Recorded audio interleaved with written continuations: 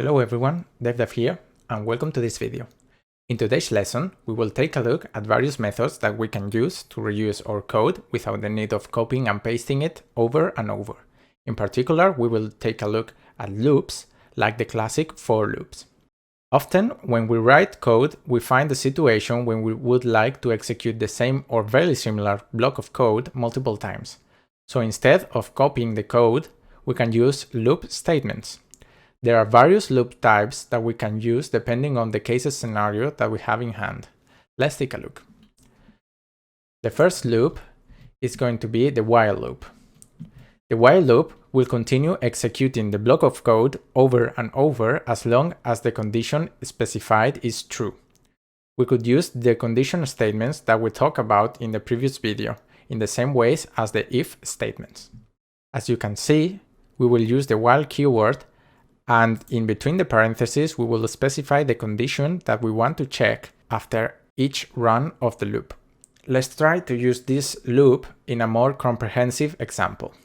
Imagine we have a bag full of coins, and every time we execute a specific block of code, it costs us 1 coin, but we want to run the code until we are out of coins.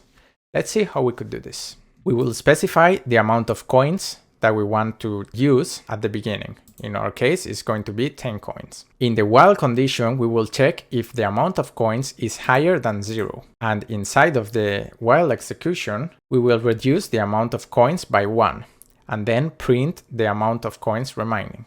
As you can see, it will execute the code 10 times, and each time it will print a different amount of coins that are remaining, until the amount of coins is 0. The next type of loop is the do-while. The do-while loop is very similar to the while loop, but with the exception that the code inside of the block will be executed once before checking the condition, and then repeat until the condition is no longer valid. As you can see, it's slightly different the way you write it. You first specify the do keyword, and in between the curly brackets, you specify the code that you want to execute. After the curly brackets, you specify the while keyword, and inside of the parentheses, you specify the condition that you want to check. Let's try to do the same example as before, but with this loop instead.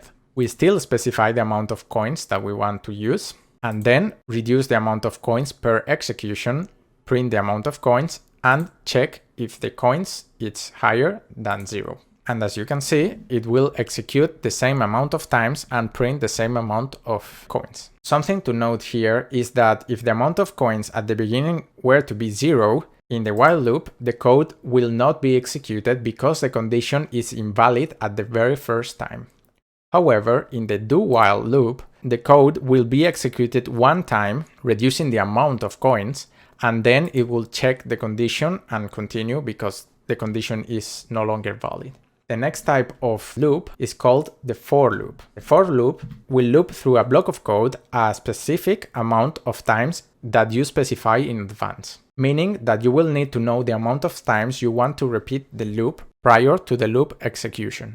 The for statement will take 3 parameters separated by a semicolon. The first parameter is where you would initialize the variable that will count the amount of loops the code has been executed. The second parameter is the condition where you will check when the loop needs to stop. And the third parameter will increase the counter parameter specified at the very beginning. As you can see, this loop is a little bit more complex than the previous ones, but because of it, you can have much more control over how the loop operates. Let's do the same example as before, but with the for loop. We will specify the amount of coins, then the condition, and then decrease the coins every time that the loop executes. And inside of the curly brackets, we specify the printing as well as the amount of coins. As you notice here, I am starting the counter in the number 9. And instead of just checking if the coins are higher than 0, I am checking if the coins are higher or equal than 0. This is because the for loop will not decrease the amount of coins after the first execution, meaning that the first execution, the coins will be 10, and then the next one will be 9, the next one will be 8, and so on and so forth. That's why I start the coins with a number of 9, but this will still be executed 10 times, the same way as the previous examples, because this is checking whether the coin value is higher or equal to 0, meaning that when the coin is lesser than 0, it will stop. Also, as you notice, in this version, we don't need to manually reduce the amount of coins per execution. It will be done for us in the for loop, as we specified in the third parameter, just over here. Now, something worth to know is that with the for loop, we can also do one important thing in programming called iterating, which means going through every element of an array and work with their stored value. We have set an array of 5 elements, each one storing a string value. The for loop has been set to go through the array and print the value in the screen. And the way to ensure that we only access the element that is defined in the array is by the condition, which will check if the amount of loops executed are higher than the amount of elements stored in the array. As you can see, it will go through all the elements in the array and print the index of the element as well as the value contained inside of it.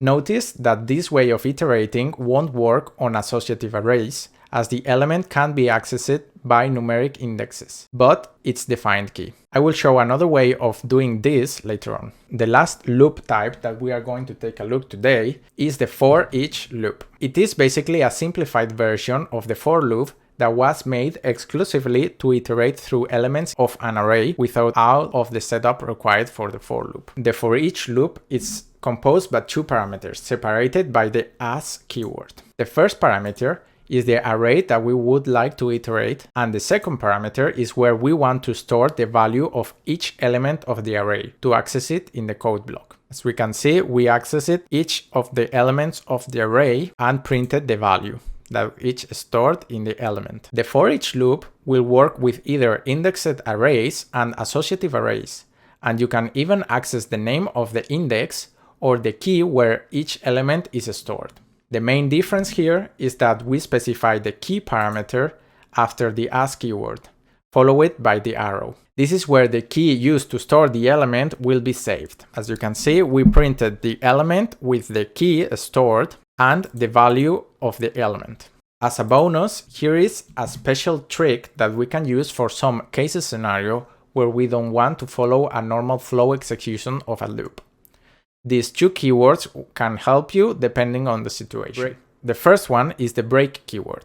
This keyword, the same that we used on the switch statement, can be used to break out of loops, meaning that after the keyword is called, the loop execution won't run anymore and it will jump out of it. Here is an example. As you can see here, this while loop is infinite because the condition will never change. Therefore, this practice is very dangerous, and please don't use it unless you have a very good reason. But we will use it in this case scenario because we want to break out of it. We are manually increasing the counter variable and breaking out of the loop when the counter reaches a value higher than 2.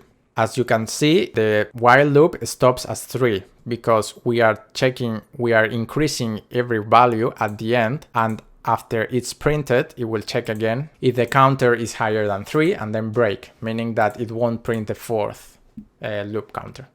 On the other hand, we have the continue keyword, which will stop one execution of the loop, but instead of stopping altogether, it will jump into the next execution of the loop. We copied and pasted the previous example, but we added another condition, which will check if the counter has a value of 1 and continue if that is the case. This will stop the execution of that iteration where this condition applies, ignoring the code that is under it, which is the printing.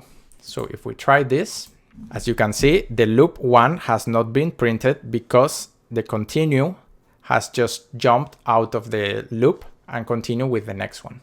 Okay, now it's time for a little exercise to practice the concepts that we have learned today. Let's imagine that we are working on a very fancy bookkeeping application that allows us to know how many money our business has earned during the week. Our program is given an associative array containing each day of the week, and inside each day we will have another associative array which will contain the sales that happen during the day. So as you can see here, this is an associative array that contains a list of other associative arrays, which contains the values, the keys and values. What we want our program to do is to show us all the sales for each day, as well as calculating and showing the total amount of money earned at the end of the week. However, we would like to ignore Monday's earnings as it has already been included in our calculation over here, as well as the last day of the week because the business is closed. In this case would be Friday. Please use this code provided to help you with the exercise. I am expecting you to use one of the loop types that we explained today to go through the days of the week as well as through each sale during the day. Pause the video now if you want to give it a try, and come back when you finish it or if you have some trouble with it. Good luck!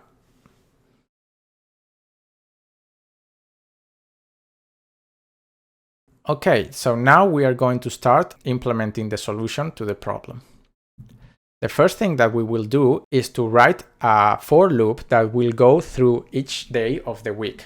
We decided to use the for each statement because the week expenses array is an associative array, and we would like to have access to each key that contains the name of the day. Next, we will check if the day is Monday or if it's Friday. And if that is the case, we will continue and not execute the next part of the code. If this is not the case, we will print the day and go through with another for each loop to see every sale that happened during the day. And lastly, we will increase the total money earned during that week given the value of each sale. And then we will print the name of the sale and the value. And at the very end, we will print the total money that we earned during the week. As you can see, we don't have Monday because it was ignored given this condition. We have Tuesday, which is burger, waffle, and pizza. We have Wednesday, which is sandwich, hot dog, and ramen. And we have Thursday, which is ramen, pizza, and soup. And the Friday is as well as ignored because of this condition. And at the end, we print the total money that we earned during the week. And this is the end of today's lesson. In the next video, we will take a look at how to use functions as well as passing arguments to them, and how to output a value from a function execution. Thank you for staying until the end, and please subscribe to the channel and give a like if you like the content. Let me know in the comment section below if you have any questions or suggestions. See you on the next video.